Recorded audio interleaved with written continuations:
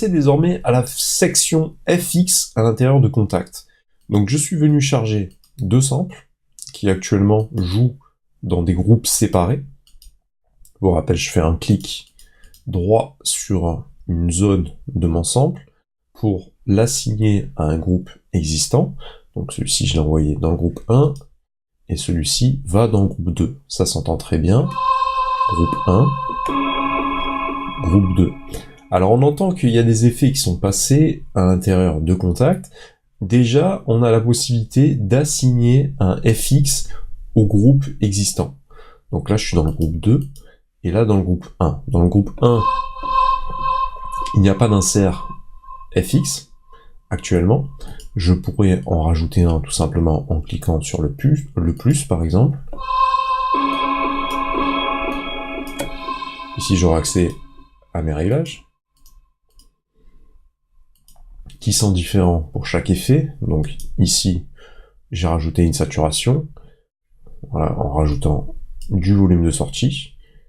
Et ici, je suis venu faire un contrôle sur le cutoff, et j'ai un choix d'une certaine résonance de mon cutoff, de ma fréquence de courbure. Ce qu'on observe, c'est qu'on a la possibilité de rajouter 6 FX en insert, qui vont être pré-fader, donc en fait ils vont jouer pré-amplifieur, avant la partie amplification, ou sinon on a deux slots à chaque fois en post-amplifieur, pour venir rajouter deux effets qui vont jouer après la partie amplification. Donc ici, voilà, je pourrais inverser complètement la phase, contrôler le volume, et cet effet-là va jouer avant cette partie amplification, qui va sortir donc à différents endroits. Donc là, j'ai un contrôle sur le channel, et ici sur mes sorties. Donc vous voyez qu'actuellement, j'ai configuré le bus numéro 1. De manière initiale, vous sortez sur la piste instrument classique, ou sur le routage 1-2 de votre carte son. Donc si je fais ça, voilà, ça sort en 1-2. Et si je clique ici, je sors désormais dans mon bus numéro 1. Mon bus numéro 1 ici est configurable, donc j'ai mes 16 bus qui sont disponibles, et à chaque fois avec des réglages différents.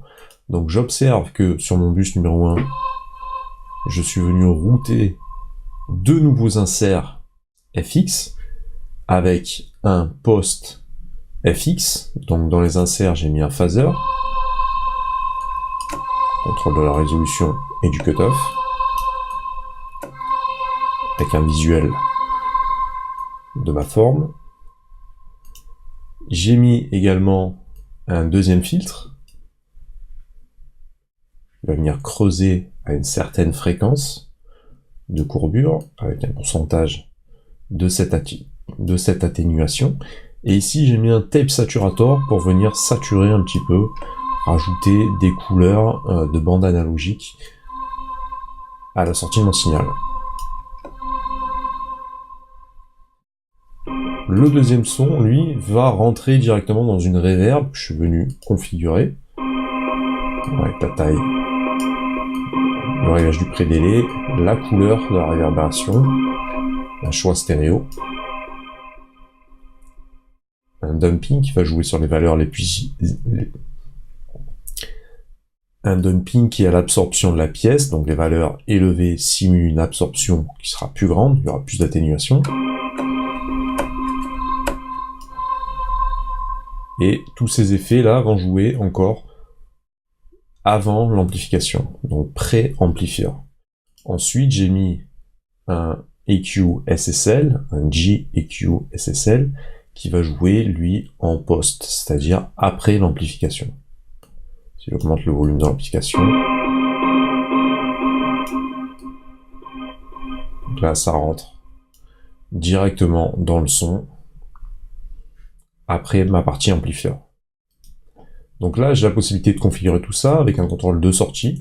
Ici, il s'agit de mes fréquences bien définies, donc au niveau du filtre bas, des basses fréquences, des médiums ou des aigus. On a la partie amplifieur qui est là. Donc ici, on est dans le bus numéro 2. On est venu cliquer ici, et ici dans le bus numéro 1. Donc je suis venu mouiller tous ces effets qui ont été insérés tout d'abord au sein des groupes. Il y a deux effets, il y a un effet différent dans chaque groupe. On peut passer de l'un à l'autre ici, ou éditer dans tous les groupes. Et ensuite, ça va passer à l'intérieur de bus, puisqu'on a assigné en sortie dans le bus 1 et dans le bus 2. Je pourrais rajouter un nouveau groupe qui, lui, va sortir dans le bus numéro 3. Actuellement, il n'y a pas de son qui est assigné, mais je pourrais aller dans le browser pour charger un nouveau son.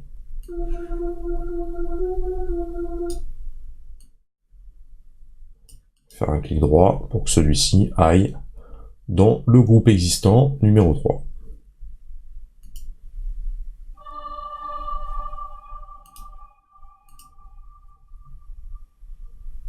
Et donc dans ce troisième bus, je pourrais rajouter un effet, par exemple, en préamplifieur.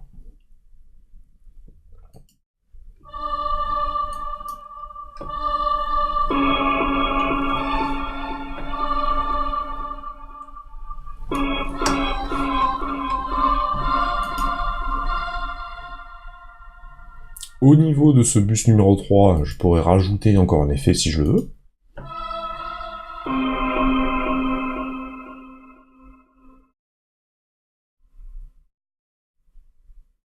Donc je peux insérer des effets au niveau des bus, ou bien carrément insérer des effets qui ont joué en insert.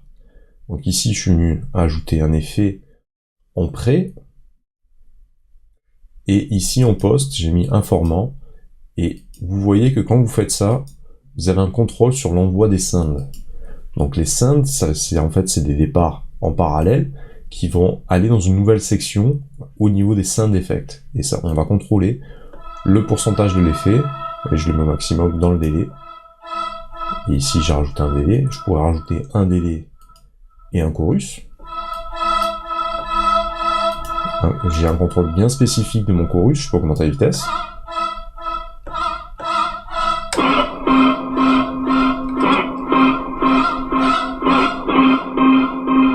Et je peux obtenir des effets très créatifs de cette manière.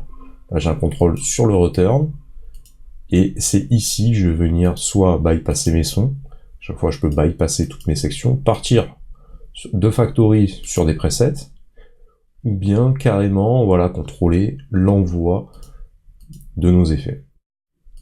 Avec la partie synth qui va être un départ en parallèle qui va aller à l'intérieur de cette partie-là. Donc venez expérimenter toute cette partie effet. Vous voyez qu'à l'intérieur de Kontakt, il y a énormément de choix.